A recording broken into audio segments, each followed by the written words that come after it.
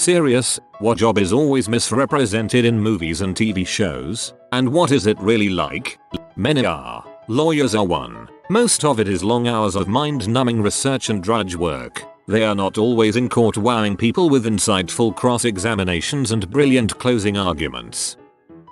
Most forensic law shows where the same characters act as detectives, go out in the field and collect evidence, take it back to the lab and analyze it themselves, and then bring down the bad guy in court. They'd have you think that the entire chain of custody is one person when it's really like 10 different jobs rolled into one. Generally politics, government. Oddly Parks and Rec gets really close to viral. I feel like 90% of the time I see someone welding in a movie they are holding a cutting torch. I've seen arc welders used in place of cutting torches as well. Weird. All mechanics are secretly super smart, talented, and are only working as a mechanic to make ends meet due to the tragic circumstances in their life that made THRM give up on their dreams. Most mechanics I know are pretty happy with where they are in life and enjoy their jobs. Janitors. Janitors are always having a blast listening to their music and singing into their mop. Hackers. Most aren't criminals. They work for security companies paid to find weakness in online security. And they don't hack into a system just by typing fervently for 5 seconds. Locksmith lockpicking. A tension wrench is never in sight. Terminator 2. Sarah Connor uses a tension wrench.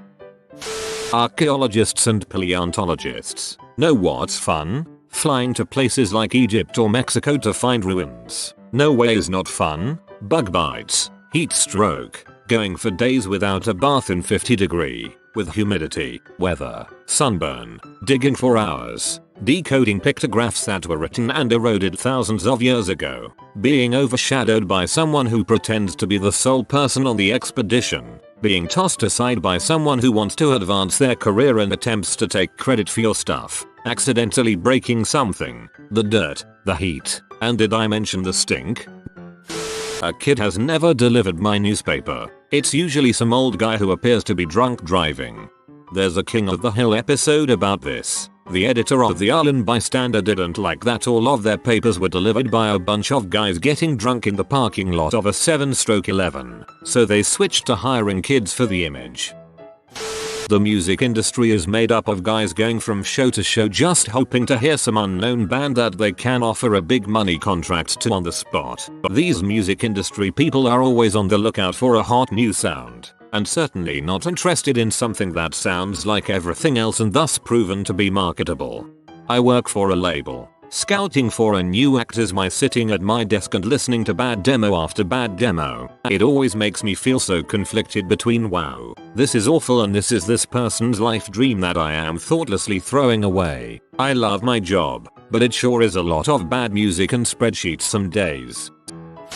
Being a fighter pilot. Most of the time we are just flying around in the local airspace practicing against each other. Couple of times each year we fly to some other states to practice against each other. Once a year we go to a friendly country to practice against each other. All this excitement mixed in with the paperwork management and epic bureaucracy of every other soulless government job. The real busy guys are the ones who drop bombs and haul cargo. The rest exist to get better at dogfighting each other in the hopes that our skills are a deterrent to real combat engagement. Yes. It's still a fun dream job, but I hoped it would be more like Top Gun than The Office. Fire suppression sprinkler systems. A pretty common trope is that one character will activate a fire alarm pull station, setting off the sprinklers throughout the building, in order to get out of class, work, etc. Pulling the fire alarm will never set off the sprinklers. The sprinkler system works like this. The sprinkler pipes are filled with water when the system is installed. There is a pump on the system, which keeps the water in the pipes constantly under pressure. The sprinkler heads are just an opening in the pipe and a small, star-shaped plate which causes the water to spray in all directions. There is a glass tube which plugs the opening in the sprinkler head. The glass tube is filled with a liquid which expands a lot when heated. When the glass tube is heated enough, the liquid expands to the point where it shatters the glass. With the glass broken, it can no longer plug the opening in the sprinkler head. The water then sprays out. The only way more than one head can activate at a time is if they are all heated enough to allow liquid to shatter the glass plug in each. Pulling a fire alarm station will set off the fire alarm throughout the building, but it will not set off sprinklers. Source: I install fire alarm systems. And the water most likely won't be clear. More likely that it will be reddish brown and smell terrible. Security. Not a lot of shows show just how mind-numbing it is to watch a security camera for 8 hours. I think a lot of shows get security right. Most of them the bad guy just sneaks past them because the guard fell asleep. My favorite is when I see a lab setting in a show and there are always beakers filled with some kind of colored liquid and it's boiling for no apparent reason. I have only worked in a couple labs, but if I saw a beaker with a weird color boiling, then I would probably be concerned, especially if it's not under a hood. The hazardous waste at my last job always came out pink, and as nice as it was to look at, I'm pretty sure you don't want that boiling for no reason.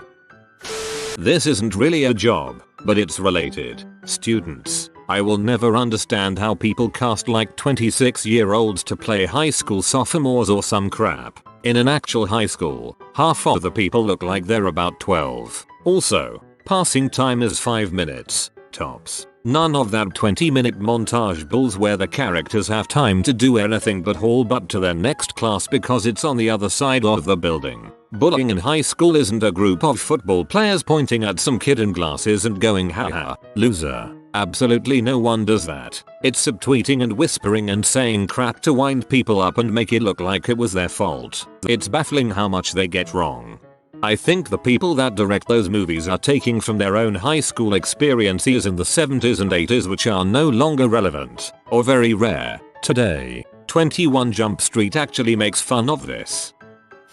Longtime AMT here. Most of the stuff we do is really boring. Probably 95% of the calls are on RBS. You probably wouldn't believe how many times when I ask so why did you call 911 that I get told, well, I got Medicaid and if I go to the hospital in an ambulance I'll get seen quicker. I've picked up people for things like headaches, back pain, knee pain, toothaches. One of the most memorable BS calls I've ever ran in my life is a guy that called 911 because he was working on his van and it fell off the jack. He wasn't under the van at the time but standing 10-15 feet away and the noise scared him. Yes, really.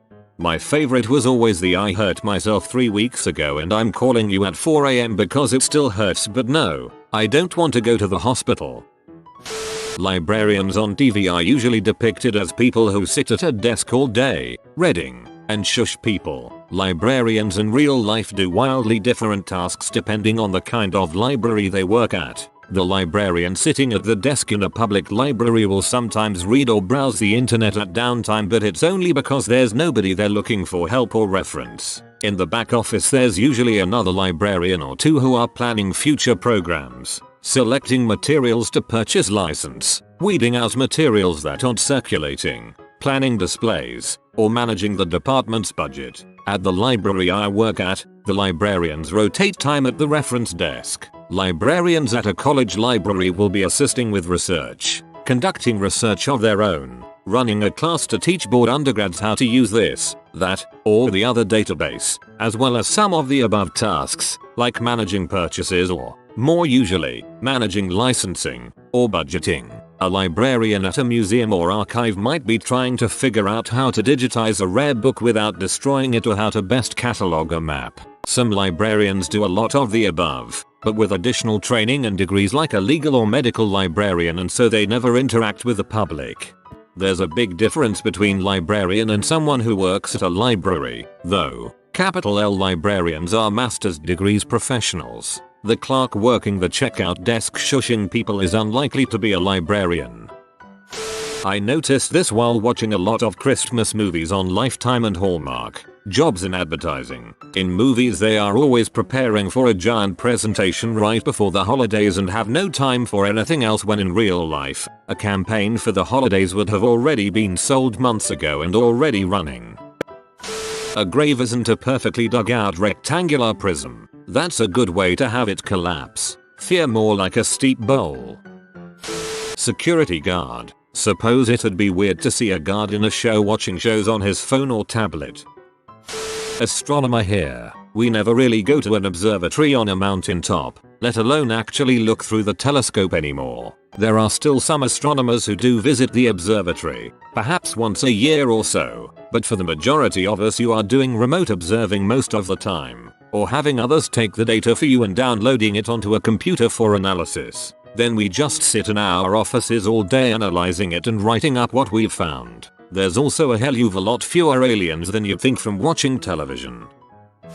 Scientists. They are often portrayed as being universal problem solvers who know all the sciences and are super smart. In reality, scientists have highly specialized expertise, don't know much outside their own field, are more intelligent than average but not much more. Social workers in the UK. TV would have you believe that social workers can just take children into care for the minimal of reasons. They never portray that social workers have to amass evidence, make an application to the court, and present their evidence. Only then can a decision be made, an order granted, and this decision is made by a judge and not the social worker. We have TV show called EastEnders and they portray social workers terribly. It's lazy writing that just feeds into the misconception. A popular show as this could really challenge these misconceptions, but they just feed the ignorant. Flight attendant. It's portrayed as such glamorous life. It can be. After 30 years of seniority, it's a lot of early mornings with no sleep and a lot waiting in airports. I don't see software QA come up in movies TV very often, but when I do, it seems to be along the lines of let's play this completely constructed, finished immersive video game and check to make sure it's as fun as we thought it was going to be. We'll have a blast, as long as there aren't any horrible ice waiting to torture us. Software testing is a lot more of like, do this really specific sequence of actions that we found 2 years ago to break the system. Does it break the system again? Nope. Good. Okay. Now, do this other really specific sequence. Does it break the system again? Yep. Okay. Log it. Document it. Now do this third really specific sequence. My dev test friends and I burst out laughing when the team in Grandma's Boy found all the bugs, more out of embarrassments for the writers and cast than any actual comedic intent. I've been rewatching early seasons of Friends and it seems anytime Ross gets a call into work it's to adjusted display. Something tells me a paleontologist has somewhat higher responsibilities. Pizza delivery drivers. None are handsome, well-hung studs in their 20s. I was a pizza delivery guy. I delivered many a large sausage. People just paid me for the pizza and I left.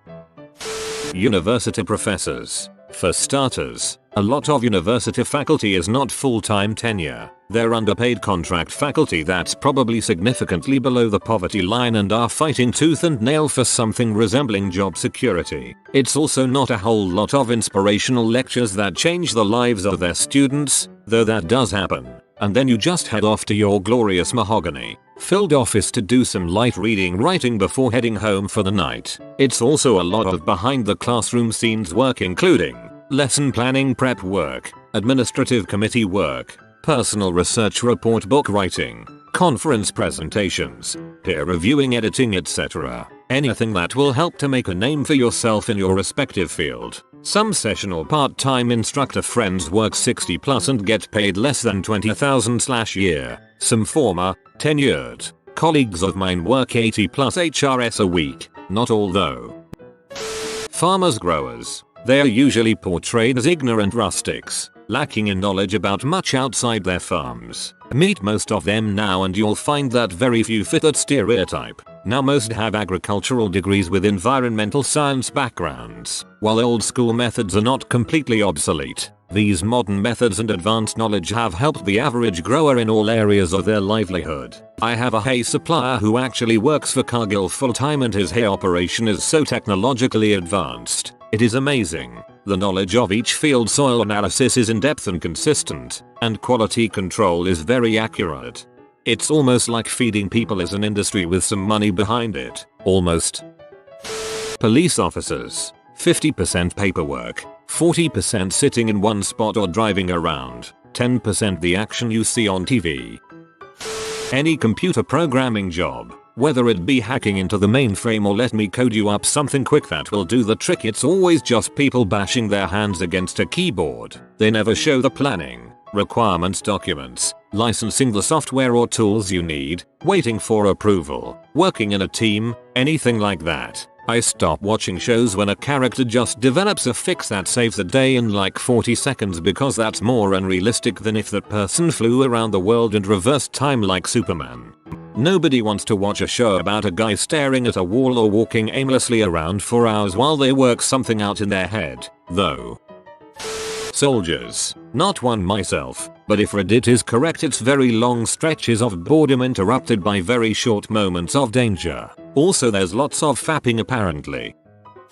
Writer. They always portray them as disorganized, or drunk, or out of touch with reality, and successful, but this is rarely the case. It's lots of hard work slipped in between a day job so we can put food on the table. And if you're drunk all the time, you never get writing finished. You may turn out a rough draft that way, but it's virtually impossible to edit to a publishable draft that way, and some of us don't drink or use drugs at all.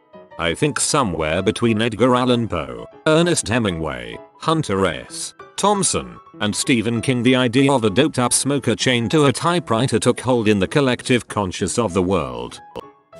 Doctors. Misconceptions because of Hollywood about healthcare. 1. That all female doctors wear high heels in hospital. 2. That every doctor bangs every other doctor in hospital. 3. That at the end of every day in the hospital chasing cars start playing and you narrate the significant things that happened that day in your head. 4. That as soon you stub a toe and go to the hospital you will get hooked up to a heart rate monitor and get infusion. 5. That a heart rate monitor will be all you need to recognize serious events for patients. 6. That a heart rate monitor makes the traditional long beep when heart stops. 7. That you have to fire adrenaline right into the heart. Looking at you, Quentin. 8. Hollywood portrays US healthcare about love and patient care, even though US healthcare is centered around squeezing the most money out of those that have insurances. You can literally fly retour to Spain and have a holiday and get a hip replacement in Spain for same money. 9. That most of healthcare isn't just waiting a lot as a patient, especially in a 10. That scanning with MRI or CT will always result in a correct diagnosis. 11. That most of patients are young and healthy except for that dramatic seizure or sickness. Most patients in real life are old to very old and are smokers, overweight, etc. The young and healthy ones with sudden diseases are a rare sighting. 12. That every doctor has all the time in the world. 13. Comas are very common and people wake up from it all the time with no consequences. 14. That life in hospital is not monotonous. Also, that most people come back from codes. The military. Very few films get it right. Watch any war film with a combat vet and they'll pick it apart. It's usually the little things that bother us. In combat, you're filthy, yet everyone in the movies is spot clean. When I was deployed no one showered for 6 months. Also, nobody wears dog tags besides boots. New guys. But in every movie you have some shirtless dude walking around with his tags dangling from his neck. In real life, almost everything is semi-auto, but in the movies everything is fully auto, even the M16s and M4s. During a scene in the Hurt Locker you see one Humvee driving down the street. Never gonna happen. Anytime a vehicle goes outside the wire it's a full convoy of up to a dozen armored Vics. There's a lot of things wrong with that movie but I still enjoy it. I'm going to go on a limb here and say chemistry teachers don't actually cook M on the side and throw pizzas on their roofs. Not so much a job, but going to jail. You always see 2 or 3 friends put in the same cell or something. If anything, when you get to jail you might wait an hour tops in a drunk tank with a friend, but after that, you will be booked, separated, and locked down on your own. There is no grace period with a phone and your friends standing around.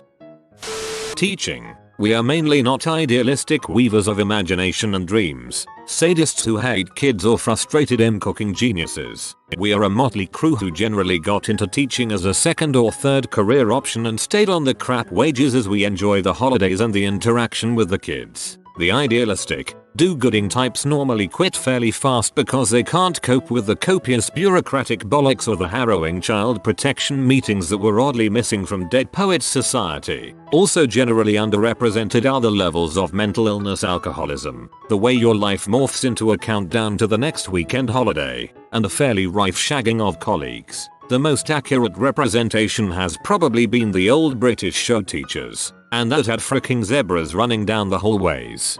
I disagree with the second or third career option comment. Myself and every teacher I know either always wanted to be a teacher or took on teaching as a second career because what we did before wasn't fulfilling enough. Everything else is pretty dead on. As for shows that get it right, I thought Boston Public was pretty accurate.